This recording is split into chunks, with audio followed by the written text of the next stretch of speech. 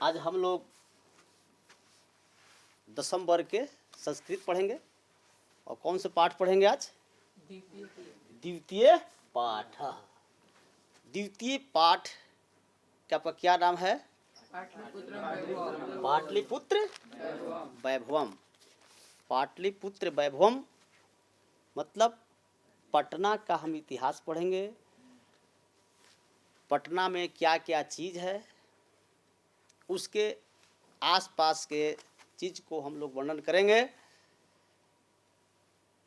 पटना बिहार की राजधानी है, जानते हैं ना?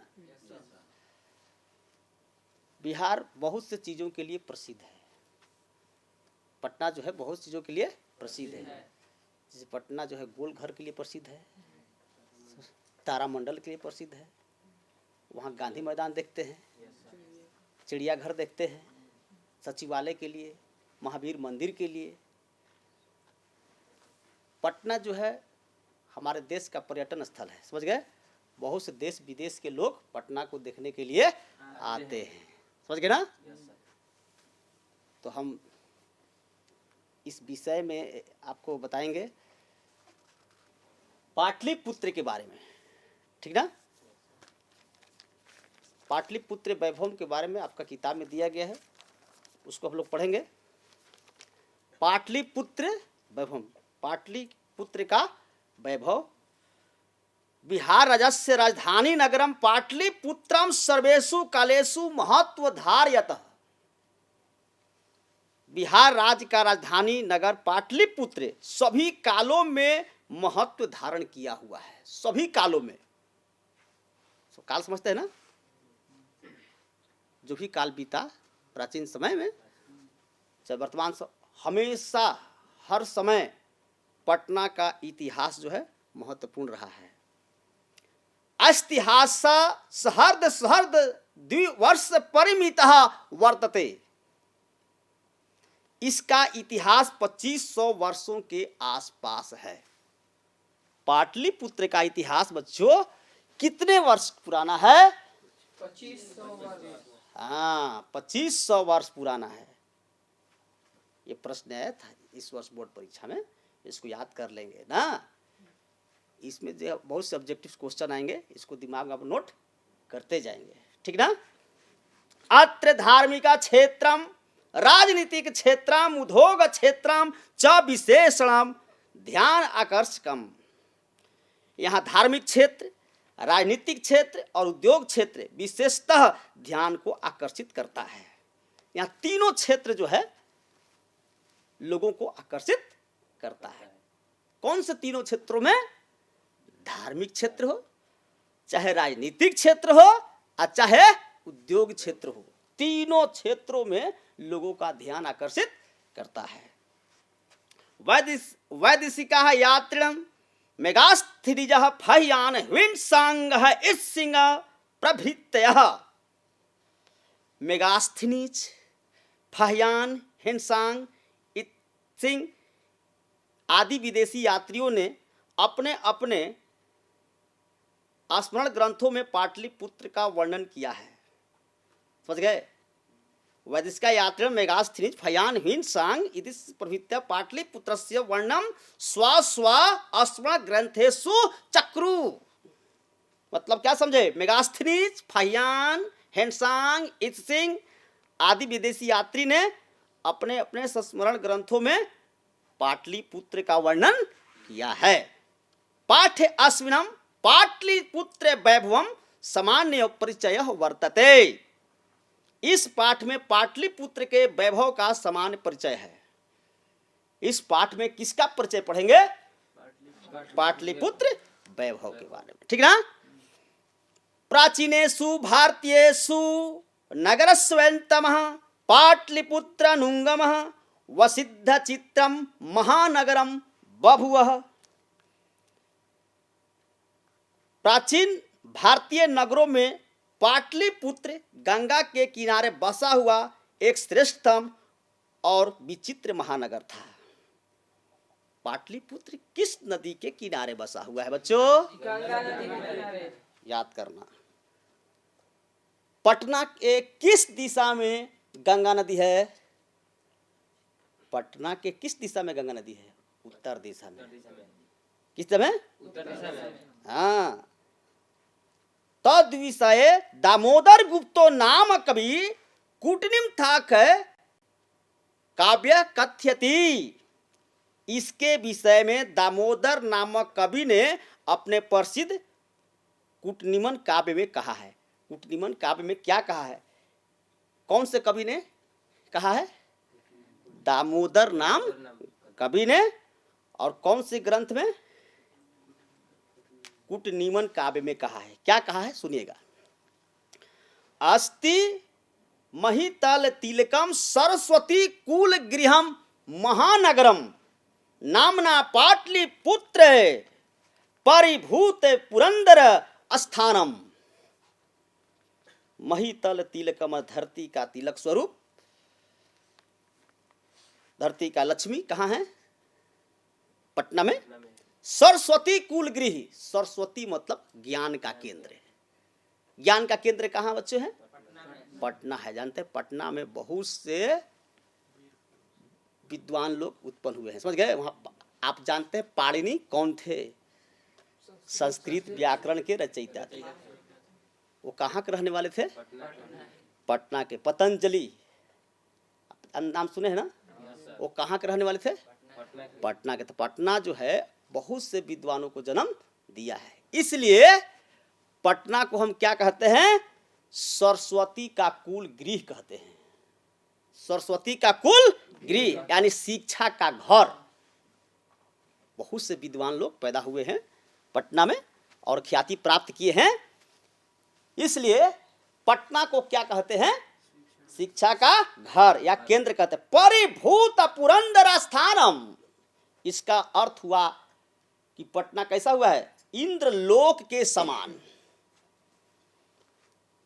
धरती के तिलक स्वरूप और सरस्वती का शिक्षा केंद्र पाटलिपुत्र नामक महानगर इंद्रलोक के समान है। इसका अर्थ क्या हुआ श्लोक का? कि धरती के तिलक स्वरूप और सरस्वती का शिक्षा केंद्र पाटलिपुत्र नामक महानगर किसके समान है? इंद्रलोक के समान। जैसे इंद्रलोक देखे ना कितना सुंदर है, कितना अद्भुत है। उसी के आधार पर कहा गया कि पटना भी कैसा है? इंद्रलोक के समान सुंदर है, स्वच्छ है। समझ गए? इतिहासे श्रूयते यतः गंगायाः तीरे बुधे काले पाटलिग्रामः स्थितः आसीत्। श्रूयते मतलब सुना जाता है। बहुकृत्य, बहुकृत्य का अर्थ हुआ है अनेक बार। बुध काल मतलब बुध के समय में। समझ गए? इतिहासे श्रूयते यतः गंगाया तीरे बुधे काले पाटलिग्राम स्थितः आसीत्। इतिहास में सुना जाता है कि भगवान बुद्ध के समय में गंगा के किनारे पर पाटलिग्राम नाम का एक गांव था। महात्मा बुद्ध के समय में गंगा नदी के किनारे क्या था? पाटलिग्राम नामक एक गांव था। यत्र च भगवान बुद्ध बहुकृत्वः समागतः। और यहाँ भगवान बुद्ध अनेक बार आए थे। यहाँ कहाँ पर भगवान बुद्ध अनेक बार आए थे? पटना में आए थे। तेने कथित मासित यदि ग्रामयम महानगरम भविष्यति किंतु कलहस्य अग्निदाहस्य जलपुरस्य च भयात सर्वंत क्रांतम भविष्यति। उनके द्वारा कहा गया था कि यही गांव कभी महानगर होगा। किसने कहा था कि यही गांव महानगर होगा? बुद्ध ने कहा था कि उनके द्वारा कहा गया यही गांव महानगर होगा, किंतु कलह अग्निदाह और बाढ़ के भय से हमेशा घिरा रहेगा। महात्मा बुद्ध कह दिए थे। महात्मा बुद्ध के समय में पटना क्या था? वो पाटलिग्राम था। जब वहां पर बहुत बार बार आते थे अपने शिष्यों को संदेश को देने के लिए, उपदेश देने के लिए आते थे। तो उसको पाटलिग्राम को देखकर उसने क्या कहा था कि यही पाटलिग्राम आगे भविष्य में पाटलिपुत्र कहलाएगा और बड़ा महानगर होगा। इसकी जो है नाम बहुत दूर दूर होगा, लेकिन 3 चीजों से हमेशा घिरा रहेगा। तो भाई कौन कौन 3 चीज से घिरा रहेगा यहाँ पर? उसने कहा कि यहाँ पर कलह होगा, अगलगी होगा और बाढ़ के भय से हमेशा घिरेगा। ये तीनों चीज आप देखते हैं कि नहीं? पटना में हमेशा देखते हैं राजनीतिक क्षेत्र लोग वहां पर कलह दिन ब दिन करते रहते, देखते हैं कि नहीं? रोज वहां पर देखते हैं ना, होता है ना। अब फिर वहां पर देखिए हमेशा बाढ़ आता रहता है पटना में, अग्नि भी होती है, अगलगी भी होती है।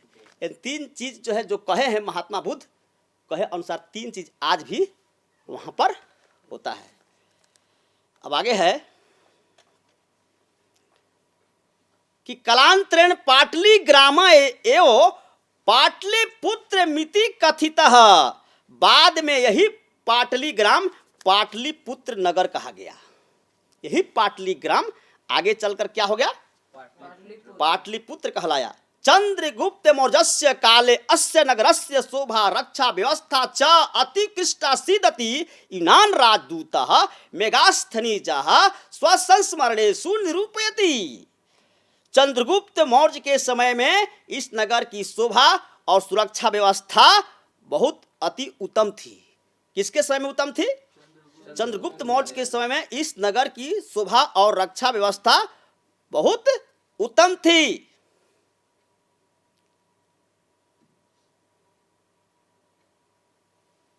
अस्य नगरस्य वैभव प्रियदर्शिनी अशोकस्य समय सुतराम समृद्धम।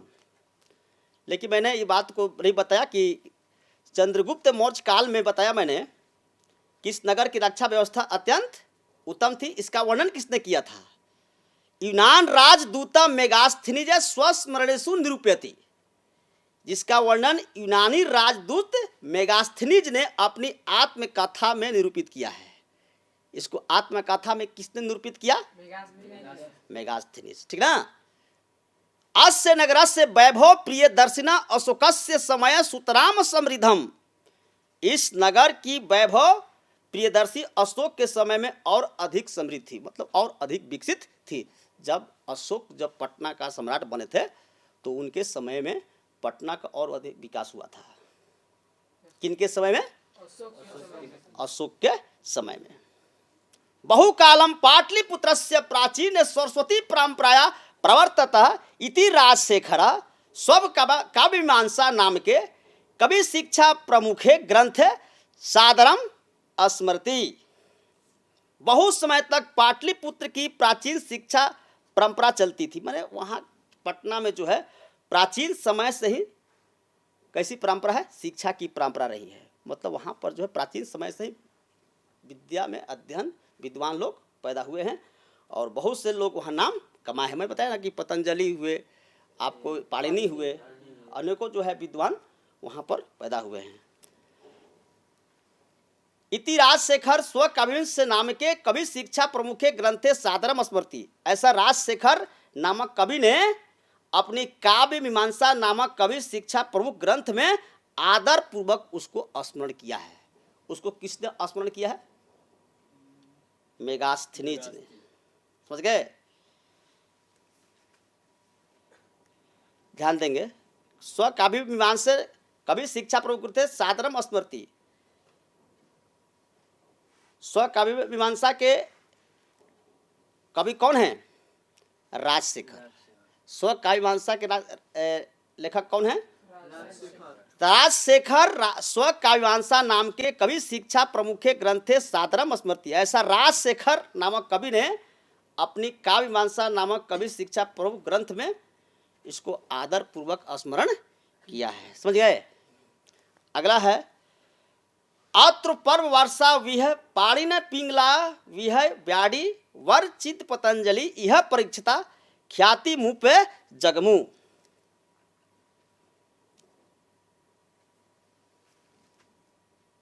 पाणिनि में समझते हैं? पाणिनि कौन थे? पिंगल, ब्याडी, वररुचि और पतंजलि, वहाँ के मैं विद्वानों का नाम बता रहा हूँ। वहाँ पर जो है बहुत प्रसिद्ध थे। कहाँ के? प्रसिद्ध विद्वान थे पटना के। तो यहाँ वर्षों तक पाणिनि, पिंगल, ब्याडी, वरुचि और पतंजलि ने परीक्षित होते हुए ख्याति प्राप्त की। ख्याति मतलब प्रसिद्ध प्राप्त की। कतिपयोषि प्राचीन संस्कृत ग्रंथेषु पुराणादिषु पाटलिपुत्रस्य नामांतरम पुष्पपुरम कुसुमपुरम वा प्राप्यते।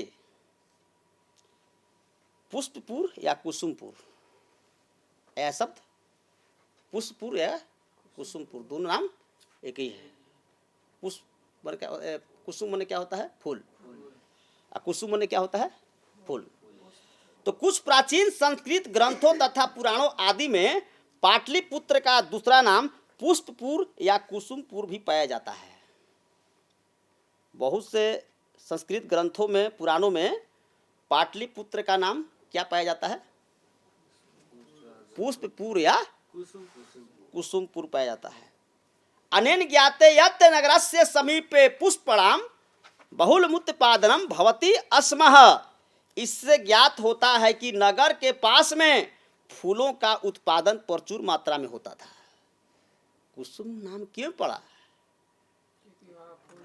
क्योंकि उस नगर के पास में, पटना में, बहुत से फूलों की खेती होती थी, इसीलिए उसका नाम लोग क्या बोलते थे? कुसुमपुर ना, कुसुमपुर या पुष्पपुर। पाटलिपुत्र मिति शब्दों अपि पाटल पुष्पाणाम पुतलीकरस्य आश्रित्य प्रचलितः। पाटलिपुत्र शब्द भी पाटल यानी गुलाब पुष्पों की पखुड़ियों की रचना का आश्रय लेकर प्रचलित हुआ। शरत काले नगर अस्मिने कौमुदी महोत्सवः इति महान समारोह गुप्त वंश शासन काले अति प्रचलितः। शरद ऋतु में इस नगर में कौमुदी महोत्सव ऐसा महान समारोह गुप्त वंश के शासन काल में बहुत प्रचलित था। कौमुदी महोत्सव किसके शासन काल में प्रचलित था? गुप्त शासन काल के। हम आप नोट करते रहेंगे आप लोग। कौमुदी महोत्सव किसके शासन काल में? गुप्त शासन काल के।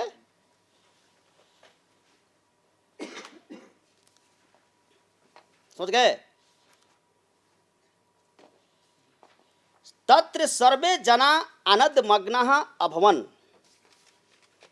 इससे इस अवसर पर सभी लोग अति प्रसन्न होते थे। किसके, कौन से महोत्सव पर? कौमुदी महोत्सव जब मनाया जाता था तो इस पर जो है सभी लोग क्या रहते थे? बहुत खुश रहते थे। तत्र सर्वे जना आनंद मग्नः अभवन। इस अवसर पर यहाँ के सभी लोग अति प्रसन्न होते थे। संप्रति दुर्गा पूजा अवसरे तादृशा एवं समारोह दृश्यते। आज भी दुर्गा पूजा के अवसर पर वैसा ही समारोह देखा जाता है। वहाँ के देखते हैं पंडाल पटना के कितना भव्य बनाया जाता है। आज भी वहाँ पर दुर्गा पूजा जो है देखने लायक है। कहाँ की दुर्गा पूजा? पटना के। काल चक्र वसाद यद्यपि मध्य काले पाटलिपुत्रे सहर्ष मरिपितम जीर्ता मन भूतः। समय परिवर्तन के कारण यद्यपि मध्य काल में पाटलिपुत्र लगभग हजारों वर्ष तक जीर्णता अर्थात पिछड़ेपन का अनुभव किया। हजारों साल तक पटना क्या था? पिछड़ा हुआ था। इस तस्य संकेत अनेकेषु साहित्य ग्रंथेषु मुद्रा राक्षदीषु लभ्यते। इसकी जानकारी कहाँ से मिलती है कि वो जो है बहुत देर तक पिछड़े रहा, हजारों वर्ष तक पिछड़े रहा? इसकी जानकारी कहाँ मिलती है? इसका संकेत हमें अनेक साहित्य ग्रंथों और मुद्रा राक्षसों से प्राप्त होता है। मुद्राओं से, समझ गए? मुद्रा समझते हैं ना? सिक्का। और अनेक साहित्य ग्रंथ से भी इसका पता चलता है। मुगल वंश काले अस्य नगरस्य समुदारः जातः। मुगल वंश के शासन काल में इस नगर का बहुत विकास हुआ। किसके शासन काल में इस नगर का बहुत विकास हुआ? आंग्ल शासन काले च पाटलिपुत्रम सुतराम विकासः जातः। तथा अंग्रेज शासन काल में भी पाटलिपुत्र का और अधिक विकास हुआ। जब हमारे यहाँ अंग्रेज आए थे तो उनके वो हमारे देश पर गुलाम किए थे ना, उन लोगों के जब हमारा देश अधीन था तब पटना उस समय बहुत अधिक विकास किया था। किसके शासन काल में? अंग्रेजों के शासन काल में पटना बहुत विकास किया था। नगर मध्य काले एवं पटनेति नामना प्रसिद्ध नागतः, यह नगर मध्य काल में ही पटना नाम से प्रसिद्ध हुआ। पटना नाम कब प्रसिद्ध हुआ? हाँ, मध्य काल में। अयम च शब्द पतनिमिति शब्दात निर्गतः, और यह शब्द पतन पतन शब्द से निकला है। पटना कैसे बना? पतन शब्द से पटना बना। पटना किस शब्द से बना? पटन। हाँ। नगरस्य पालिका देवी पटन देवी अद्यपि पूज्यते, नगर का पालन करने वाली पटन देवी आज भी पूजी जाती है। समझ गए? कौन पूजी जाती है? वहां की जो पटन देवी माई है आज भी पूजी जाती है। वहां के मशहूर देवी है। कहाँ के? पटना के। आप लोग पटना जाएंगे तो जरूर पटन देवी माई के पास दर्शन करिएगा जरूर। समझ गए? हाँ। संप्रति पाटलिपुत्रम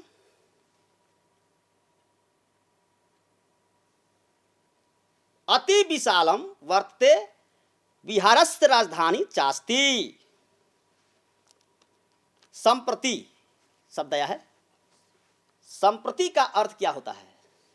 संप्रति का अर्थ होता है इस समय। तो संप्रति पाटलिपुत्रम अति विशालम वर्तते बिहारस्य राजधानी चास्ति। इस समय पाटलिपुत्र यानी पटना नामक नगर अत्यंत विशाल है। बिहारस्य राजधानी चास्ति, और बिहार की राजधानी है। इसका अर्थ है कि इस समय पाटलिपुत्र अत्यंत विशाल है और बिहार की राजधानी है। समझ में आ गया? अनुदिनम नगरस्य विस्तारः भवति, दिन प्रतिदिन नगर का विस्तार हो रहा है। देखिए दिन पर दिन पटना का विस्तार हो रहा है ना। जनसंख्या बढ़ रही दिनों पर दिन, पटना का भी जो है उतनी तरह से विस्तार हो रहा है। समझ गए? पहले पटना का जो था, पटना छोटा था, लेकिन जनसंख्या बढ़ जाने से पटना का आकार भी बहुत बड़ा हो गया है और पटना जो है नगर नहीं बल्कि महानगर हो गया है। समझ में आ गया? अश्वतरस्याम दिशि गंगा नदी प्रवहती, इस नगर की उत्तर दिशा में गंगा नदी बहती है। पटना की किस दिशा में गंगा नदी बहती है? उत्तर दिशा में। तस्य उपरि गांधी सेतु नाम एशिया महादेशस्य दीर्घतम सेतु केचु किंच रेलयान सेतुरपि निर्मीयमानो वर्तते।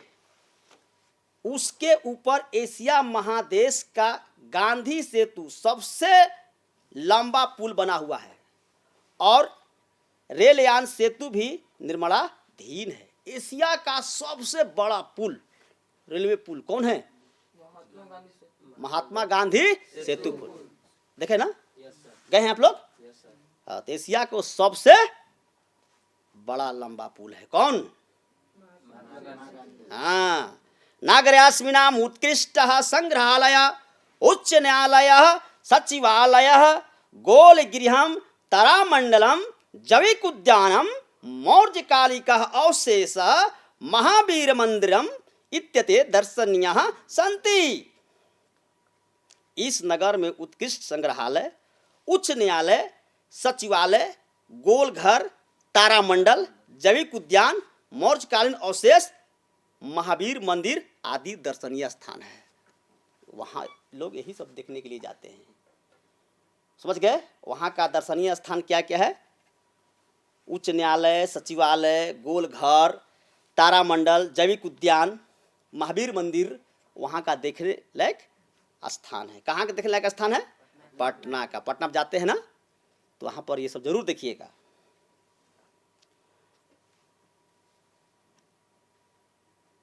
तो तत्र देशायस्य, देखिए आप लोग क्या पढ़े यहाँ पर कि पटना में कौन कौन सी चीज है? हाँ, और सचिवालय और महावीर मंदिर। हाँ, प्राचीन पटना नगरे सिख संप्रदाय पूजनीय स्थलम दशम गुरु गुरु गोविंद सिंहस्य जन्म स्थानम गुरुद्वारेति नामना प्रसिद्ध वर्तते। प्राचीन पटना नगर में सिख संप्रदाय के पूजनीय स्थल 10वें गुरु गुरु गोविंद सिंह का जन्म स्थान गुरुद्वारा नाम से प्रसिद्ध है। गुरु गोविंद सिंह का जन्म कहाँ हुआ था? पटना में। गुरु गोविंद सिंह का जन्म कहाँ हुआ था? पटना में। वो सिख धर्म के कौन से गुरु थे? सिख धर्म के वे 10वें गुरु थे। उनका जन्म कहाँ हुआ था? पटना में हुआ था। तत्र देशास्य तीर्थयात्रियम दर्शनार्थ मयांति। यहाँ देश के विभिन्न क्षेत्रों से तीर्थयात्री दर्शन के लिए आते हैं। हमारे देश के कोने कोने से लोग पटना को देखने के लिए आते हैं। एवं पाटलिपुत्रम प्राचीन कालात् अद्यवादि विभिन्नेषु क्षेत्रेषु वैभवं धारयति सर्वं च संकलित रूपेण संग्रहालय दर्शनीयमिति पर्यटन मानचित्र नगरमिदं महत्वपूर्णम। इस प्रकार पाटलिपुत्र प्राचीन काल से आज तक अनेक क्षेत्रों में वैभव धारण करता है और सभी संग्रहालयों में संकलित रूप से दर्शनीय है। पर्यटन मानचित्र नगर मिदम महत्वपूर्णम। पर्यटन के मानचित्र में भी यह नगर अति महत्वपूर्ण है। हमारे पर्यटन मानचित्र में पटना क्या है? बहुत अधिक महत्वपूर्ण है। बच्चों, हम कुछ प्रश्न पूछेंगे, ठीक ना? अच्छा, आप लोग से पूछेंगे, बताइए एशिया का सबसे बड़ा पुल कौन है? ठीक। पाटलिपुत्र किस लिए प्रसिद्ध है? गोल घर के लिए कि ताजमहल के लिए? ठीक। पाटलिपुत्र का नाम पहले कुसुमपुर था कि माधवपुर था? कुसुमपुर था। कौमुदी महोत्सव किसके शासन में प्रचलित था? आंग्ल शासन काले, गुप्त शासन काले? कौमुदी महोत्सव किसके शासन काले प्रचलित था? पाटलिपुत्रस्य दिशि गंगा नदी प्रवहति पूर्वश्याम उत्तरश्याम। माने पटना नदी किस दिशा में बहती है? पटना के किस दिशा में गंगा नदी बहती है? उत्तर दिशा में। गोविंद सिंह सिख संप्रदाय से गुरु आसीत। प्रथमा हो कि दसमा? माने गुरु गोविंद सिंह सिख संप्रदाय के 10म गुरु थे कि प्रथम गुरु थे? 10म गुरु थे। समझ गए? तो बच्चे, आज आप लोग पाटलिपुत्र वैभवम पढ़े और पटना के बारे में आप उसके क्या क्या चीज है उसके अंतर्गत उसके बारे में जानकारी प्राप्त किए। और पटना जो है सभी ओर से महत्वपूर्ण है। धार्मिक क्षेत्र, राजनीतिक क्षेत्र, उद्योग क्षेत्र, तीनों क्षेत्रों में पटना बहुत महत्वपूर्ण है। और पटना हमारे बिहार की राजधानी है। ठीक है? आप लोग अच्छी जानकारी प्राप्त किए। फिर बच्चों, हम लोग अगले पाठ में मिलेंगे। ठीक बच्चों, थैंक यू।